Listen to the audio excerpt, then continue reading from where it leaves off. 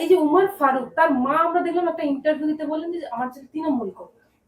কি করা যাবে, সেটা স্বাভাবিক, সেটা উনি বলেছেন।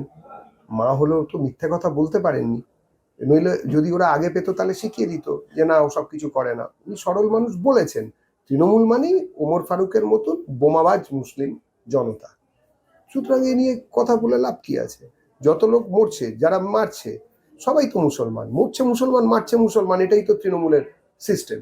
তার বিরুদ্ধে দাঁড়িয়ে কিছু মানুষ এক হচ্ছেন, কেননা মুসলমানও এখন বুঝতে পারছেন যে তাদেরকে বিভ্রান্ত করা হয়েছিল, তাদেরকে শুধুমাত্র ভোট দেওয়ার একটা মেশিনে পরিণত করা হয়েছিল, তাদের কোনো উন্নয়ন হয়নি। শুধুমাত্র জালি টুপির বিজনেস চালিয়েছিলেন মমতা বন্দ্যোপাধ্যায়, সেটা এবারে বন্ধ হবে। পুলিশ মন্ত্রী তো মুখ্যমন্ত্রী, কি এলো গেল? সেখানে পুলিশ মন্ত্রী হচ্ছেন, জঙ্গিদের প্রশ্রয় দেন, সেখানে তার গোয়েন্দা বিভাগ কি জঙ্গিদের ধরে ধরে জেলে পুরবে? এই মন্ত্রী চেঞ্জ হবে, মন্ত্রিত্বও যাবে, নতুন পুলিশ মন্ত্রী আসবেন, বিজেপির পুলিশ মন্ত্রী হবেন, স্বরাষ্ট্রমন্ত্রী হবেন, সব জঙ্গিরা জেলে যাবে।